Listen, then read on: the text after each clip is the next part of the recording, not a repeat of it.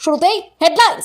দিদি যতদিন বেঁচে পাশে আছে। শুভেন্দুর ডাকা প্রশাসনিক বৈঠক থেকে বেরিয়ে জানিয়েছেন দেব। বড় ধাক্কা হুমায়ুনের, কেন্দ্রীয় নিরাপত্তা তুলে নিল বিজেপি সরকার। দীঘার জগন্নাথ মন্দির থেকে সরল ধাম শব্দ, ওড়িশার প্রস্তাবে রাজি শুভেন্দু। সিআইডি তলবে ফের সাড়া দিলেন না অভিষেক, তৃতীয়বারও সিআইডি তলব এড়ালেন অভিষেক, ফের চেয়ে নিলেন সময়। রাজ্যে ফের শুরু 100 দিনের কাজ, জুলাই থেকে হবে 125 দিন, জানালেন দিলীপ ঘোষ। পুষ্পা ধরা পড়েছে, যুবরাজও পার পাবেন না, অভিষেককে নিয়ে বড় ইঙ্গিত দিলেন অগ্নিমিত্রা। এছাড়াও রয়েছে আরো বেশ কিছু খবর। বাংলা পলিটিক্সের সমস্ত খবর প্রতিদিন সকালে দেখতে সাবস্ক্রাইব করুন আমাদের বি পলিটিক্স চ্যানেলটি। আর একটা লাইক করার অনুরোধ রইল, আপনার একটা লাইক আমাদের কাজ করার উৎসাহ অনেকটাই বাড়িয়ে দেয়। এবার আসছি বিস্তারিত সংবাদে। পূর্ব মেদিনীপুরের কোলাঘাটে মুখ্যমন্ত্রী শুভেন্দু অধিকারীর প্রশাসনিক বৈঠক থেকে বেরিয়ে ঘাটালের সাংসদ দেব স্পষ্ট জানিয়ে দেন তিনি নতুন তৃণমূলে যাচ্ছেন না। তার কথাই, আমার ভালোবাসা সারা জীবন মমতা বন্দ্যোপাধ্যায়ের জন্য থাকবে। যতদিন মমতা বন্দ্যোপাধ্যায় বেঁচে রয়েছেন তার সঙ্গেই আছি, তবে নিজের ভবিষ্যৎ রাজনৈতিক পদক্ষেপ নিয়ে তিনি কোনো নিশ্চিত মন্তব্য করেননি। দেব জানান, দিল্লিতে বিজেপি মন্ত্রীর সঙ্গে বৈঠক এবং রাজ্যের প্রশাসনিক বৈঠকে যোগ দিয়েছিলাম ঘাটালের মানুষের স্বার্থ ও উন্নয়নের দাবিতে। বৈঠকে ঘাটাল মাস্টার প্ল্যান নিয়ে বিস্তারিত আলোচনা হয়েছে বলেও তিনি জানান। তার বিশ্বাস, মমতা বন্দ্যোপাধ্যায়ের হাত ধরে শুরু হওয়া এই প্রকল্প শুভেন্দু অধিকারীর নেতৃত্বে সফলভাবে সম্পূর্ণ হবে। একই সঙ্গে তিনি বলেন, রাজনৈতিক মত পার্থক্য থাকলেও শুভেন্দু অধিকারী গণতান্ত্রিকভাবে নির্বাচিত মুখ্যমন্ত্রী, এই সত্য সবাইকে মানতে হবে। অন্যদিকে শুভেন্দু জানান, ঘাটাল মাস্টার প্ল্যান বাস্তবায়ন করা হবে এবং উন্নয়নই সবথেকে গুরুত্বপূর্ণ। উল্লেখ্য, তৃণমূলের 20 জন বিদ্রোহী সাংসদের তালিকায় দেবের নাম থাকলেও তিনি স্পষ্ট করেছেন যে তিনি মমতার সঙ্গেই রয়েছেন। দেবের কি তৃণমূলে থাকা উচিত নাকি বিজেপিতে যাওয়া উচিত, আপনাদের কি মতামত কমেন্টে জানান। বড় ধাক্কা হুমায়ুনের, কেন্দ্রীয় নিরাপত্তা তুলে নিল বিজেপি সরকার। বাংলায় নতুন সরকার গঠনের 1 মাসের মধ্যেই কেন্দ্রীয় স্বরাষ্ট্র মন্ত্রক পশ্চিমবঙ্গের 18 জন রাজনৈতিক নেতা ও জনপ্রতিনিধির কেন্দ্রীয় সিআইএসএফ নিরাপত্তা প্রত্যাহারের সিদ্ধান্ত নিয়েছে। এই তালিকায় সবথেকে উল্লেখযোগ্য নাম হুমায়ুন কবির। তার জন্য বরাদ্দ Y+ ক্যাটাগরি নিরাপত্তা সম্পূর্ণভাবে তুলে নেওয়া হয়েছে। তৃণমূল থেকে বহিষ্কারের পর নিরাপত্তার দাবিতে তিনি কলকাতা হাইকোর্টে গিয়েছিলেন এবং পরে কেন্দ্রীয় নিরাপত্তা পেয়েছিলেন। এখন থেকে তিনি সাধারণ বিধায়কদের মতো রাজ্যের নিরাপত্তাই পাবেন। তবে নওশাদ সিদ্দিকীর কেন্দ্রীয় নিরাপত্তা বহাল রয়েছে, কারণ তার ক্ষেত্রে হাইকোর্টের সরাসরি নির্দেশ ছিল। এছাড়া বিধায়ক কানাই চন্দ্র মণ্ডলের X ক্যাটাগরি নিরাপত্তা এবং গ্রেটার কোচবিহার পিপলস অ্যাসোসিয়েশনের সাধারণ সম্পাদক বংশীবদন বর্মনের Y ক্যাটাগরি নিরাপত্তাও প্রত্যাহার করা হয়েছে। তালিকায় নন্দীগ্রাম, কোচবিহার, আলিপুরদুয়ার সহ বিভিন্ন জেলার বিজেপি নেতা এবং কয়েকজন প্রাক্তন প্রার্থীও রয়েছেন। কেন্দ্রীয় স্বরাষ্ট্র মন্ত্রকের নির্দেশ কার্যকর করতে সিআইএসএফ ইতিমধ্যেই সংশ্লিষ্ট আধিকারিকদের নির্দেশ দিয়েছে। ভোটের পর একযোগে এত সংখ্যক নিরাপত্তা প্রত্যাহারের সিদ্ধান্তকে ঘিরে রাজ্যের রাজনৈতিক মহলে জোর চর্চা এবং জল্পনা শুরু হয়েছে। দীঘার জগন্নাথ মন্দির থেকে সরল ধাম শব্দ, ওড়িশার প্রস্তাবে রাজি শুভেন্দু। দীঘার জগন্নাথ মন্দিরকে আর ধাম বলা হবে না। ওড়িশার মুখ্যমন্ত্রী মোহন চরণ মাঝির প্রস্তাব মেনে এই সিদ্ধান্ত ঘোষণা করেছেন শুভেন্দু অধিকারী। পুরীর বিজেপি সাংসদ সম্মিত পাত্র ওড়িশার মুখ্যমন্ত্রীর চিঠি নিয়ে এসে জানান, সনাতন পরম্পরা অনুযায়ী ধাম শব্দের বিশেষ তাৎপর্য রয়েছে এবং দীঘার মন্দিরের ক্ষেত্রে এই নাম নিয়ে দীর্ঘদিন বিতর্ক চলছিল। মন্ত্রিসভার সঙ্গে আলোচনা করে রাজ্য সরকার সিদ্ধান্ত নিয়েছে যে পুরো কমপ্লেক্সের নাম হবে শ্রী শ্রী জগন্নাথ সাংস্কৃতিক কেন্দ্র এবং মন্দিরটি শ্রী জগন্নাথ দেব মন্দির নামে পরিচিত হবে। শুভেন্দু জানান, মন্দিরে ভারতীয় শাস্ত্র এবং সংস্কৃতি মেনে পুজো পাঠ হবে এবং ট্রাস্ট কমিটির বিষয়েও শীঘ্রই জানানো হবে। দীঘার জগন্নাথ মন্দিরের ট্রাস্টি এবং প্রধান পুরোহিত রাধা রমন দাস এই সিদ্ধান্তকে স্বাগত জানিয়েছেন। সম্মিত পাত্র বলেন, মন্দির নির্মাণকে তারা সমর্থন করলেও ধাম শব্দ ব্যবহারে বহু উড়িয়া এবং জগন্নাথ ভক্তের আপত্তি ছিল। দীর্ঘদিনের বিতর্কের পর অবশেষে দীঘার জগন্নাথ মন্দিরের নাম থেকে ধাম শব্দটি সরিয়ে দেওয়া হলো। আরজি করে কি হয়েছিল, সিবিআই কে সত্যি বলুন। বিদ্রোহী সাংসদদের চ্যালেঞ্জ কল্যাণ ব্যানার্জির। তৃণমূলের ভাঙন ও বিদ্রোহী সাংসদদের এনডিএর দিকে ঝোঁকার আবহে দিল্লিতে সাংবাদিক বৈঠক করে কড়া আক্রমণ শানালেন কল্যাণ বন্দ্যোপাধ্যায়। তিনি বিদ্রোহী সাংসদের বিশ্বাসঘাতক ও সুখের পায়রা বলে কটাক্ষ করেন এবং দাবি করেন ক্ষমতা ছাড়া তারা থাকতে পারবেন না। পাশাপাশি তিনি বলেন, বিজেপি তাদের নেবে না, কারণ বিভিন্ন অভিযোগের রিপোর্ট তাদের কাছেই রয়েছে। আরজিকর কাণ্ড প্রসঙ্গে কল্যাণ বিশেষভাবে নিশানা করেন দুই চিকিৎসক সাংসদ কাকলি ঘোষ দস্তিদার ও শর্মিলা সরকারকে। তার প্রশ্ন, আরজিকর ইস্যুতে তারা কবেই রাস্তায় নেমেছিলেন। একই সঙ্গে তিনি চ্যালেঞ্জ ছুড়ে বলেন, পারলে আরজিকরে কি হয়েছে সিবিআই কে গিয়ে বলুন। তার এই মন্তব্যকে ঘিরে নতুন বিতর্কও তৈরি হয়েছে, কারণ দীর্ঘদিন ধরে আরজিকর কাণ্ডের তথ্য গোপনের অভিযোগ রয়েছে। এছাড়া অভয়ার মা রত্না দেবনাথের বিজেপিতে যোগদান নিয়েও প্রশ্ন তোলেন কল্যাণ। তবে সব জল্পনার মাঝে তিনি স্পষ্ট করেন যে তিনি মমতা বন্দ্যোপাধ্যায়ের সঙ্গে ছিলেন, আছেন এবং থাকবেন।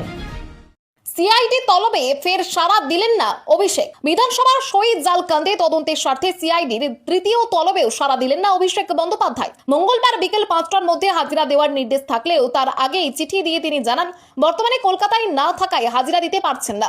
একই সঙ্গে তিনি আরও সময় চেয়েছেন এবং কলকাতা হাইকোর্টের দ্বারস্থ হওয়ার বিষয়টিও উল্লেখ করেছেন বলে সূত্রের খবর। এদিকে শহীদ কাণ্ডে তদন্ত জোরদার করেছে সিআইডি। মঙ্গলবার কালীঘাটে মমতা বন্দ্যোপাধ্যায়ের বাড়ি লাগোয়া তৃণমূল কংগ্রেস কার্যালয় এবং অভিষেকের ক্যামাক স্ট্রিটের অফিসে সিআইডির পৃথক দল অভিযান চালায়। এই জোড়া অভিযানকে ঘিরে রাজ্য রাজনীতিতে ব্যাপক শোরগোল পড়েছে। উল্লেখ্য, এই মামলায় এখনো পর্যন্ত 3বার অভিষেককে তলব করেছে সিআইডি। প্রথমবার তিনি শারীরিক অসুস্থতার কারণ দেখিয়ে সময় চেয়েছিলেন। পরে 1 জুন তার বাড়িতে গিয়ে 7 দিনের মধ্যে হাজিরার নির্দেশ দেওয়া হলেও তিনি উপস্থিত হননি। এবারও চিঠি দিয়ে হাজিরা এড়িয়ে অতিরিক্ত সময় চেয়েছেন। ফলে পরবর্তী পদক্ষেপ হিসেবে সিআইডি কি সিদ্ধান্ত নেয় সেদিকেই নজর রাজনৈতিক মহলের। রাজ্যে ফের শুরু 100 দিনের কাজ, জুলাই থেকে হবে 125 দিন, জানালেন দিলীপ ঘোষ। মঙ্গলবার হাওড়ার রাজাপুর থানার জোয়ারগড়ি গ্রাম থেকে রাজ্যে 100 দিনের কাজের সূচনা করলেন দিলীপ ঘোষ। মাটি কেটে প্রকল্পের আনুষ্ঠানিক উদ্বোধন করে তিনি জানান রাজ্যে সম্পূর্ণ স্বচ্ছতার সঙ্গে 100 দিনের কাজ হবে এবং আগামী জুলাই মাস থেকে এই কর্মসূচি 125 দিনে উন্নীত করা হবে। মন্ত্রী জানান এই প্রকল্পের জন্য কেন্দ্রীয় সরকার ইতিমধ্যে 500 কোটি টাকা বরাদ্দ করেছে এবং গ্রামীণ উন্নয়নের জন্য আরও অর্থ বরাদ্দ করা হয়েছে। তার দাবি শুধুমাত্র প্রকৃত কর্মীরা এই কাজে যুক্ত হবেন এবং আগের সরকারের মতো কোনো ধরনের দুর্নীতি বরদাস্ত করা হবে না। উলুবেড়িয়া উত্তর কেন্দ্রের বিধায়ক চিরণ বেরার গ্রাম থেকেই এই কর্মসূচির সূচনা হয়। অনুষ্ঠানে উপস্থিত ছিলেন অমিত সামন্ত। এর আগে শুভেন্দু অধিকারী জানিয়েছিলেন কেওয়াইসি আপডেট থাকা প্রকৃত প্রাপকদেরই অগ্রাধিকার দেওয়া হবে এবং তাদের অ্যাকাউন্টে সঠিকভাবে টাকা পৌঁছানো নিশ্চিত করবে সরকার। দীর্ঘদিন পর 100 দিনের কাজ ফের চালু হওয়ায় গ্রামাঞ্চলে সাধারণ মানুষের মধ্যে খুশির পরিবেশ তৈরি হয়েছে। ফলতার পুষ্পা জাহাঙ্গীরকে ডায়মন্ড হারবার আদালতে পেশ, পাশে দাঁড়ালেন না কোনো আইনজীবী। মঙ্গলবার কড়া পুলিশি নিরাপত্তা এবং কেন্দ্রীয় বাহিনী নজরদারিতে পুষ্পা নামে পরিচিত জাহাঙ্গীর খানকে ডায়মন্ড হারবার মহকুমা আদালতে তোলা হয়। আদালত চত্বরে কার্যত নিরাপত্তার চাদরে মুড়ে ফেলা হয়েছিল। আদালত চত্বরের ভিতরে এবং বাইরে বিপুল সংখ্যক পুলিশ এবং কেন্দ্রীয় বাহিনীর জওয়ান মোতায়েন করা হয় যাতে কোনো অপ্রীতিকর পরিস্থিতি বা বিশৃঙ্খলা তৈরি না হয়। প্রশাসন সূত্রে জানা গিয়েছে ফলতার প্রভাবশালী তৃণমূল নেতা তথা অভিষেক বন্দ্যোপাধ্যায়ের ঘনিষ্ঠ জাহাঙ্গীর খানের বিরুদ্ধে একাধিক গুরুতর অভিযোগে মামলা রুজু হয়েছে। আদালতে পেশের সময় তাই বিশেষ নিরাপত্তা ব্যবস্থা নেওয়া হয়। এদিন ডায়মন্ড হারবার ক্রিমিনাল কোর্টের বার অ্যাসোসিয়েশন জানিয়ে দেয় জাহাঙ্গীর খানের হয়ে কোনো আইনজীবী আদালতে দাঁড়াবেন না, যা নতুন বিতর্কের জন্ম দিয়েছে। উল্লেখ্য 29 এপ্রিল ফলতা বিধানসভা কেন্দ্রে ভোট গ্রহণের সময় ব্যাপক রিগিং, ভোটারদের ভয় দেখানো এবং ইভিএম এ সেলোটেপ লাগানোর অভিযোগ ওঠে। পরবর্তীতে পুনর্নির্বাচনের সিদ্ধান্ত নেওয়া হয় এবং 21 মে ভোট গ্রহণ অনুষ্ঠিত হয়। তবে পুনর্নির্বাচনের 48 ঘন্টা আগে জাহাঙ্গীর নিখোঁজ হয়ে যান। শেষ পর্যন্ত নেপাল সীমান্ত থেকে তাকে গ্রেপ্তার করে রাজ্য পুলিশের স্পেশাল টাস্ক ফোর্স। পুষ্পা ধরা পড়েছে, যুবরাজও পার পাবেন না। অভিষেককে নিয়ে বড় ইঙ্গিত দিলেন অগ্নিমিত্রা। বিধায়কদের সই জালিয়াতি মামলাকে ঘিরে রাজ্য রাজনীতিতে উত্তেজনা বাড়ছে। এই মামলায় একাধিকবার তলব করা হলেও এখনো সিআইডির সামনে হাজির হননি অভিষেক বন্দ্যোপাধ্যায়। এই পরিস্থিতিতে তাকে তীব্র আক্রমণ করেছেন বিজেপি বিধায়ক তথা রাজ্যের পুর ও নগর উন্নয়ন মন্ত্রী অগ্নিমিত্রা পাল। সাংবাদিকদের মুখোমুখি হয়ে অগ্নিমিত্রা বলেন তদন্ত থেকে দূরে সরে থাকার পরিবর্তে অভিষেকের উচিত সিআইডির প্রশ্নের জবাব দেওয়া। তার মন্তব্য, এত বাঘের বাচ্চা হলে কেন পালিয়ে বেড়াচ্ছেন? সই জালিয়াতির অভিযোগ প্রসঙ্গে তৃণমূলকে নিশানা করে তিনি দাবি করেন 15 বছরে বাংলার মানুষ নানা ধরনের দুর্নীতি দেখেছেন, তবে বিধায়কদের সই জাল করার ঘটনা নতুন। অগ্নিমিত্রার অভিযোগ মামলার বেশ কিছু গুরুত্বপূর্ণ প্রশ্নের উত্তর এখনো মেলেনি বলেই সিআইডি অভিষেককে তলব করেছে। তিনি আরো কটাক্ষ করে বলেন পুষ্পার মতো পালিয়ে বেড়ালেও পার পাওয়া যাবে না। একই সঙ্গে তিনি দাবি করেন সই জাল এবং সংশ্লিষ্ট চিঠির বিষয়ে অভিষেককে সিআইডির কাছে ব্যাখ্যা দিতেই হবে। এই ঘটনায় রাজনৈতিক চাপানোতর আরো তীব্র হয়েছে এবং এখন নজর রয়েছে অভিষেক কবে তদন্তকারীদের সামনে হাজির হন তার দিকে। সই জালিয়াতি তদন্তে তৃণমূলের দলীয় কার্যালয়ে সিআইডির হানা, তোলপাড় কালীঘাট। বিধায়কদের সই জালিয়াতি মামলা তদন্তে কালীঘাটে অবস্থিত তৃণমূল মূল দলীয় কার্যালয়ে তল্লাশি চালায় সিআইডি। অভিযোগ বিতর্কিত চিঠি ও স্বাক্ষর সংক্রান্ত রেজলিউশন এই কার্যালয়েই তৈরি হয়েছিল এবং সই সংগ্রহের প্রক্রিয়াও এখানেই সম্পন্ন হয়েছিল।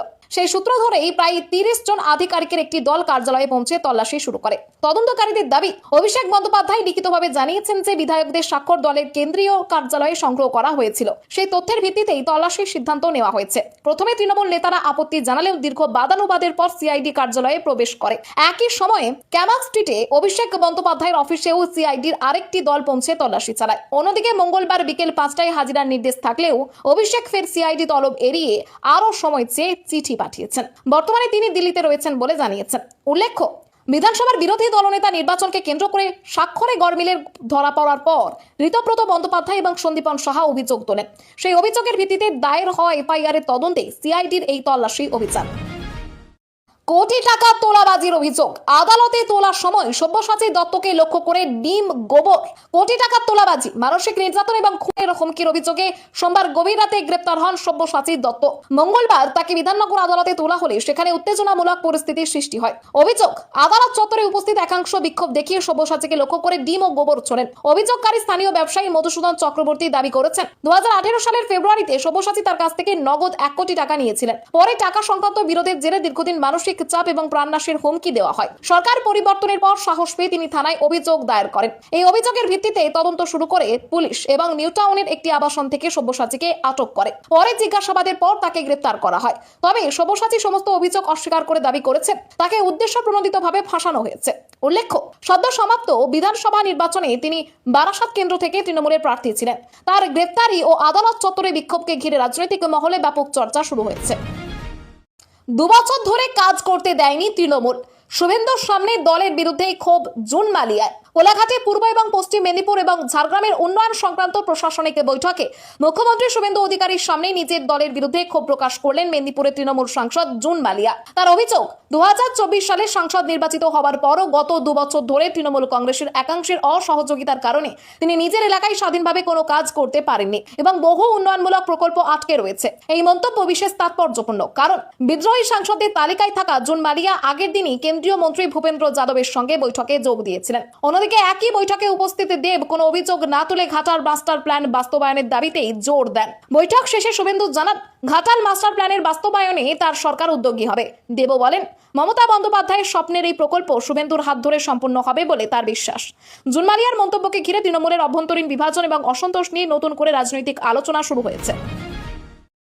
বিপদে থেকে দেখিয়ে দেব আমার রক্তে বেমানি নেই, তৃণমূলের দুঃসময়ে আবেগ ঘন পোস্ট কুণাল ঘোষের। 2026 সালের বিধানসভা নির্বাচনে পরাজয়ের পর তৃণমূল কংগ্রেসে ভাঙন এবং দল বদলের আবহে নিজের অবস্থান স্পষ্ট করলেন দলের রাজ্যের মুখপাত্র কুণাল ঘোষ। যখন দলের একাংশের সাংসদ, বিধায়ক এবং কাউন্সিলরের অবস্থা নিয়ে জল্পনা চলছে, তখন ফেসবুক পোস্টে তিনি জানান যে দলের কঠিন সময়ে তিনি দল ছেড়ে যাবেন না। সোমবার রাতে করা পোস্টে কুণাল লেখেন, আমি হয়তো অনেকের কাছে খারাপ, কিন্তু এত খারাপ নয় যে দলের সংকটের সময় নিজের অঙ্ক কষে পালাবো। তিনি আরো বলেন, দলের বিপদের সময় পাশে থেকে প্রমাণ করে দেবেন যে তার রক্তে বেইমানি নেই। পাশাপাশি তিনি জানান, যারা মমতা বন্দ্যোপাধ্যায়ের সঙ্গে থাকবেন তাদের সহযোদ্ধা হিসেবেই তিনি থাকবেন। এদিকে সূত্রের খবর, দিল্লিতে 20 জন সাংসদের একটি বৈঠক ঘিরে জল্পনা তৈরি হয়েছে। তাদের একাংশ স্পিকার ওম বিড়লাকে চিঠি দিয়ে পৃথক গোষ্ঠীর স্বীকৃতি চাওয়ার কথা ভাবছেন বলে আলোচনা চলছে। এই পরিস্থিতিতে তৃণমূলে ভাঙন এবং বিদ্রোহের মাঝেও কুণাল ঘোষ প্রকাশ্যে দল এবং মমতা বন্দ্যোপাধ্যায়ের প্রতি আনুগত্যের বার্তা দিয়েছেন। অবশেষে বাংলায় বর্ষার প্রবেশ, উত্তরবঙ্গের একাধিক জেলায় ভারী বৃষ্টির সতর্কতা। দীর্ঘ অপেক্ষার পর অবশেষে বাংলায় প্রবেশ করলো দক্ষিণ পশ্চিম মৌসুমী বায়ু। মঙ্গলবার উত্তরবঙ্গের একাধিক জেলায় বর্ষা ঢুকে পড়েছে বলে জানিয়েছে আলিপুর আবহাওয়া দপ্তর। কালিম্পং, কোচবিহার, আলিপুরদুয়ার, জলপাইগুড়ির বেশিরভাগ অংশ এবং দার্জিলিং এর কিছু অংশে মৌসুমী বায়ু প্রবেশ করেছে। আবহাওয়া দপ্তরের পূর্বাভাস সব ঠিক থাকলে আগামী 4 থেকে 5 দিনের মধ্যে গোটা রাজ্যে বর্ষা ছড়িয়ে পড়বে। বর্ষার প্রবেশের ফলে জলপাইগুড়ি, কোচবিহার ও আলিপুরদুয়ারে ভারী থেকে অতি ভারী বৃষ্টির সম্ভাবনা রয়েছে। এই জেলাগুলিতে কমলা সতর্কতা জারি হয়েছে এবং 7 থেকে 20 সেন্টিমিটার পর্যন্ত বৃষ্টিপাত হতে পারে। দার্জিলিং ও কালিম্পং এর ভারী বৃষ্টির সম্ভাবনা রয়েছে। পাশাপাশি 40 থেকে 50 কিলোমিটার গতিবেগে ঝড়ও বইতে পারে। দক্ষিণবঙ্গেও আবহাওয়ার পরিবর্তনের ইঙ্গিত মিলেছে। বুধবার পূর্ব ও পশ্চিম বর্ধমান, বীরভূম, মুর্শিদাবাদ, নদিয়া, উত্তর 24 পরগনা ও হুগলিতে বৃষ্টি এবং ঝড়ের সম্ভাবনা রয়েছে। তবে ঝাড়গ্রাম, পশ্চিম মেদিনীপুর, বাঁকুড়া ও পশ্চিম বর্ধমানে অস্বস্তিকর গরমের জন্য হলুদ সতর্কতা জারি করা হয়েছে। উত্তরবঙ্গে নির্ধারিত সময়েই বর্ষার আগমন ঘটেছে বলে জানিয়েছে আবহাওয়া দপ্তর। রান্নার গ্যাসের দাম আরো বাড়তে পারে, ইঙ্গিত কেন্দ্রের। রান্নার গ্যাসের মূল্য বৃদ্ধি নিয়ে সাধারণ মানুষের উদ্বেগের মধ্যেই আরো দাম বাড়ার ইঙ্গিত দিল কেন্দ্র। সম্প্রতি 14.2 কেজির এলপিজি সিলিন্ডারের দাম 29 টাকা বেড়ে যাওয়ার পর কেন্দ্রীয় মন্ত্রী প্রহ্লাদ যোশী জানিয়েছেন, বর্তমানে আন্তর্জাতিক পরিস্থিতির কারণে ভবিষ্যতেও গ্যাসের দাম বৃদ্ধি পেতে পারে। মন্ত্রী জানান, বিশ্বজুড়ে চলমান সংকটের ফলে পণ্য পরিবহন এবং ট্রান্সশিপমেন্ট ব্যাহত হচ্ছে। একই সঙ্গে সীমিত উৎস থেকে এলপিজি সরবরাহ হওয়ায় আন্তর্জাতিক বাজারে গ্যাসের মূল্য বেড়েছে। এছাড়া পরিবহনে 40 থেকে 45 দিন সময় লাগায় যাতায়াত এবং বীমা খরচও অনেক বেড়ে গিয়েছে। রবিবার গ্যাসের দাম বৃদ্ধির পর দিল্লিতে 14.2 কেজির একটি সিলিন্ডারের দাম 942 টাকায় পৌঁছেছে। এর আগে বাণিজ্যিক গ্যাসের দামও একাধিকবার বৃদ্ধি পেয়েছে, যার প্রভাব পড়েছে ব্যবসায়ী এবং খাদ্য ব্যবসার সঙ্গে যুক্তদের ওপর। মূল্যবৃদ্ধি প্রসঙ্গে প্রহ্লাদ যোশী বলেন, সরকারও এই পরিস্থিতিতে দুঃখিত এবং অনুতপ্ত। তবে তার দাবি, বর্তমান বৈশ্বিক সংকটের কারণে গ্যাসের দাম বাড়ানো ছাড়া সরকারের সামনে অন্য কোনো উপায় ছিল না। আন্তর্জাতিক পরিস্থিতির উন্নতি না হলে ভবিষ্যতেও জ্বালানি এবং রান্নার গ্যাসের উচ্চ মূল্য বজায় থাকতে পারে। খবর আজকের মতো এখানেই শেষ। আবার আসছি আগামীকাল সকালে। পরবর্তী খবরের জন্য সাবস্ক্রাইব করুন আমাদের।